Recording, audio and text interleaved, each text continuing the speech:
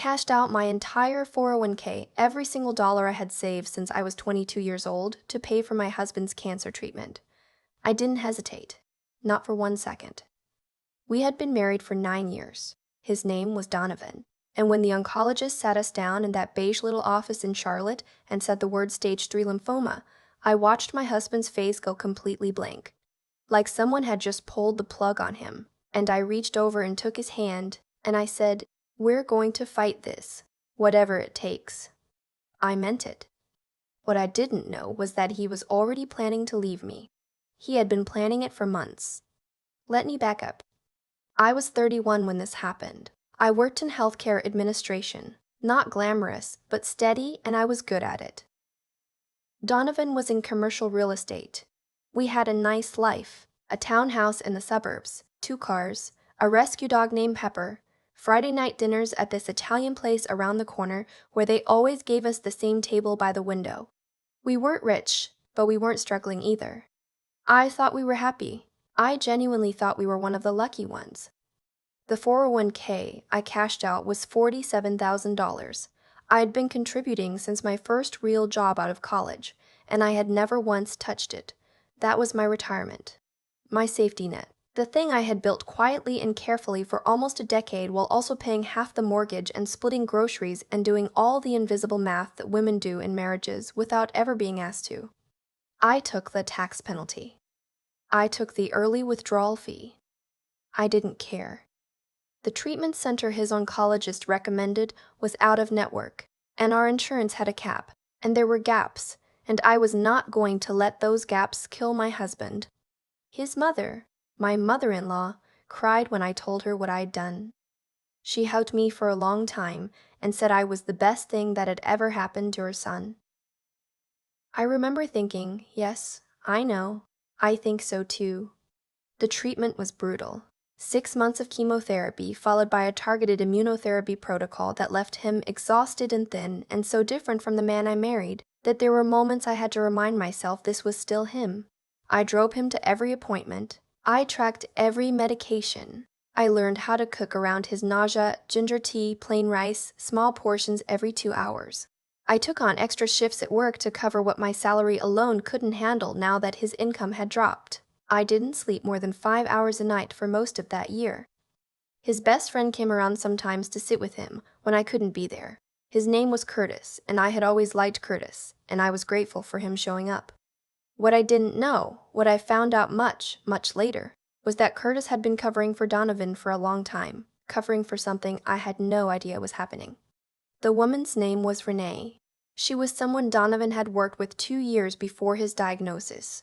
They had ended things, apparently, when I'd started noticing something was off and had asked him directly whether he was unhappy. He had told me no.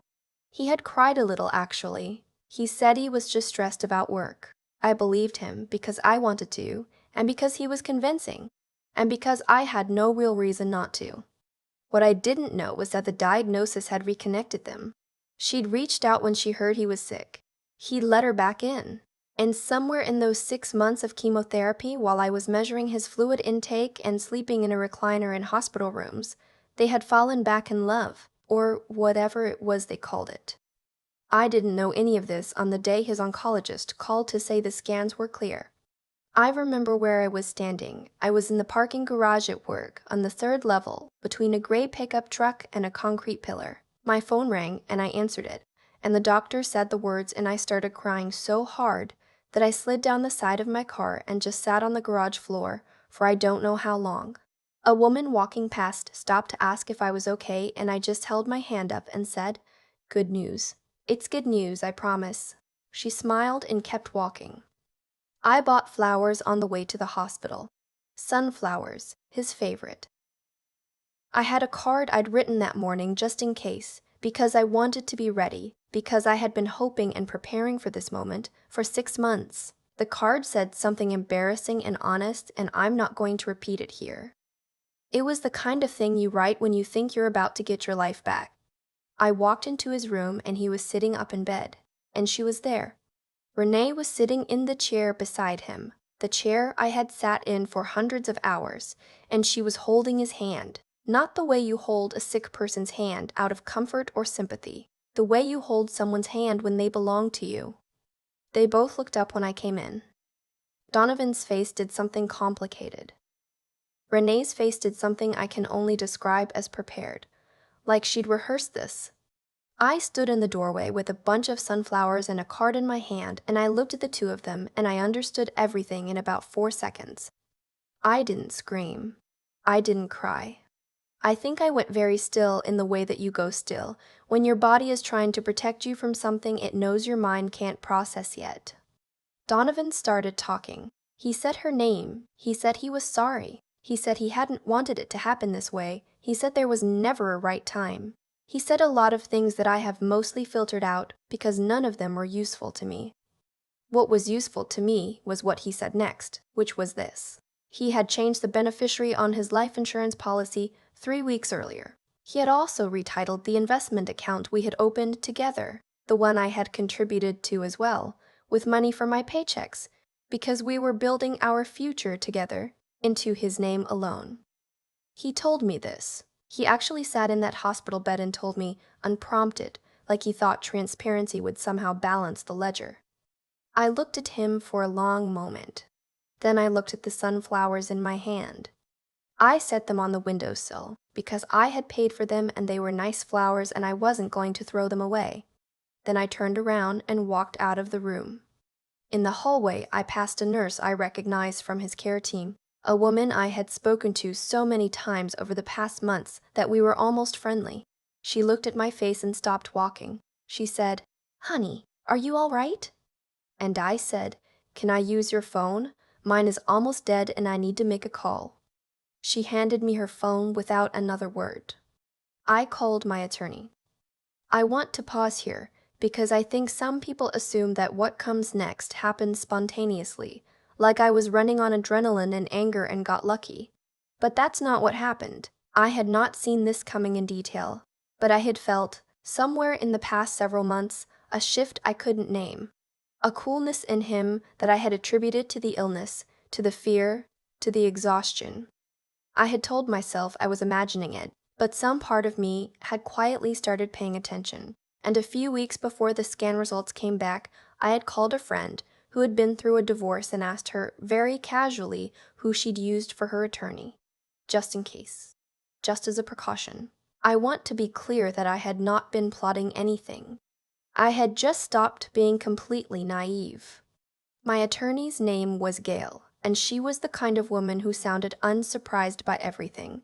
I had spoken with her once, briefly, 2 weeks earlier. When I told her what Donovan had just told me in that hospital room, she was quiet for a moment and then she said, "The investment account, is it a joint account that he had retitled, or was it always in his name?" "Joint," I said. "It was joint. I have all the statements." "Good," she said. "And the 401k withdrawal, you have documentation showing the funds went directly to his treatment?" "Every receipt," I said. "Every EOB, every wire transfer, every invoice." She paused again. Then she said, "Okay, here's what I need you to do. I won't go into all of it, but here's what matters. Unilaterally retitling a jointly owned marital asset without a spouse's consent is not legal in North Carolina. What Donovan had done was not as clean as he thought it was. The investment account had both our names on it until he changed it, and he had done that without my knowledge or signature, which meant the change was challengeable. Gail filed an emergency motion within 48 hours. The life insurance beneficiary was a different matter. He was entitled to name whoever he wanted. That one stung. But the account was ours, and I had contributed to it, and the paper trail was clear. He hired his own attorney. His mother called me crying, not on his behalf this time, but on mine. She said she didn't know. She said she was horrified. She said that she loved me, and she was sorry, and I believe she meant it, and I told her I didn't blame her for any of it, which was true. The divorce took 11 months. I won't say it was easy because it wasn't. There's nothing easy about dismantling a life you built with someone, even when they turned out to be someone you didn't actually know. There's grief in it that doesn't have a clean name. You're not grieving the person exactly. You're grieving the version of them you believed in, and the version of yourself that trusted them. But here is what happened. The joint investment account was restored. The funds were returned to joint status and then split per state law. Between that and what Gail was able to argue regarding the 401k withdrawal as a marital contribution to his medical care, which it was, legally and factually, I walked away with significantly more than I would have if I had done nothing. I also kept Pepper.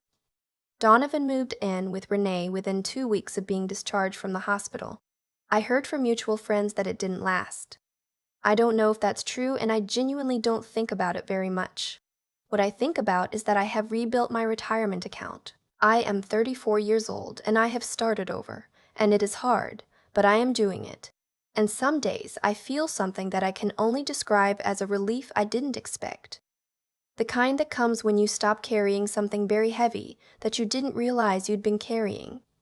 The sunflowers, by the way. Someone in the hallway told me later that a nurse put them in a vase at the station and they stayed there for over a week. I like knowing that. I spent $8 on those flowers and they ended up brightening a nursing station for a week instead of sitting in a room with 2 people who had done what those 2 people had done. That feels about right to me. There are things I wish I had known earlier. I wish I had known that the quietness in him was not illness, that what I was reading as fear was actually distance, that what I kept trying to fill with care and effort and soup and medication schedules was not a gap that could be filled. But I also know that I would not have believed it if someone had told me. I needed to see it myself. I needed to stand in that doorway with sunflowers in my hand and understand it all in 4 seconds. Because those 4 seconds changed everything, not in the way a breaking point breaks you. In the way that something clarifies when the fog finally lifts and you see exactly where you are and exactly what you need to do next.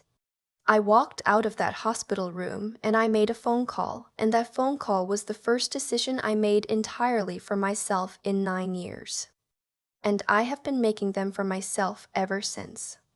I still think about that parking garage sometimes, the 3rd level, the gray pickup truck, the concrete pillar, the way I slid down the side of my own car because my legs just stopped working when I heard the word clear. That moment was the purest thing I had felt in years, completely unguarded, completely mine. And then 40 minutes later, I was standing in a doorway holding sunflowers, watching my husband hold another woman's hand, and I understood that the joy I had just felt in that garage had been real, but it had been built on a story that wasn't. That's the part nobody tells you about betrayal. It doesn't just hurt you in the present. It reaches back and edits everything, every quiet dinner, every time he said he was tired, every moment I told myself I was imagining something and decided to believe him instead of myself. The pain isn't only what happened. It's the realization of how long it had already been happening, while you were busy loving someone who had already made their choice. I don't think Donovan was a monster. I think he was a person who made a series of decisions that compounded, each one making the next one easier, until he was sitting in a hospital bed telling his wife, the woman who had just handed over her entire retirement to keep him alive, that he had quietly moved their shared money out of her reach. He probably told himself it was complicated. People usually do. But here's what I know now that I didn't know then. Actions always settle eventually. Not in some mystical sense, not because the universe is keeping score, but because the practical consequences of how you treat people have a way of catching up. He retitled that account without my knowledge or consent, and that turned out to be the exact thing that made it legally retrievable. His attempt to protect himself from accountability became the evidence of it. That's not karma in a spiritual sense. That's just how cause and effect works when you try to cut corners with someone who kept every receipt. What I'm most grateful for, and I mean this without any bitterness, is that I had been paying attention even when I told myself I wasn't. I had made one phone call. One quiet, almost embarrassed phone call to a friend, asking who she had used for her divorce. I hadn't admitted to myself why I was asking, but something in me had been watching, and that small act of clarity, just that one, changed everything that came after. There's something to be said for the part of yourself that keeps functioning, even when your heart is fully committed to a version of things that isn't true anymore. That quiet, observant part of you is worth listening to. It is not cynicism, it is intelligence. The practical kind. The kind that protects you not because it expects the worst, but because it refuses to be completely unprepared. And then there's what came after the phone call. 11 months of a process that was exhausting and expensive and emotionally relentless. There were weeks I didn't want to get up. There were moments I questioned everything, whether I had missed signs, whether I could have done something differently, whether I had given too much of myself for too long.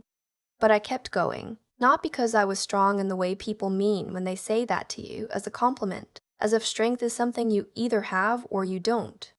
I kept going because stopping wasn't something I was willing to do. That's a different thing. Strength sounds like a quality. What I had was more like a refusal, a very tired, very human refusal to let this be the end of the story I was living. I rebuilt the retirement account. It took time and it's not where it would have been, but it exists again, and I put money into it every month, and it has my name on it. Only my name. Pepper still sleeps at the foot of my bed. He was never confused about who he belonged to.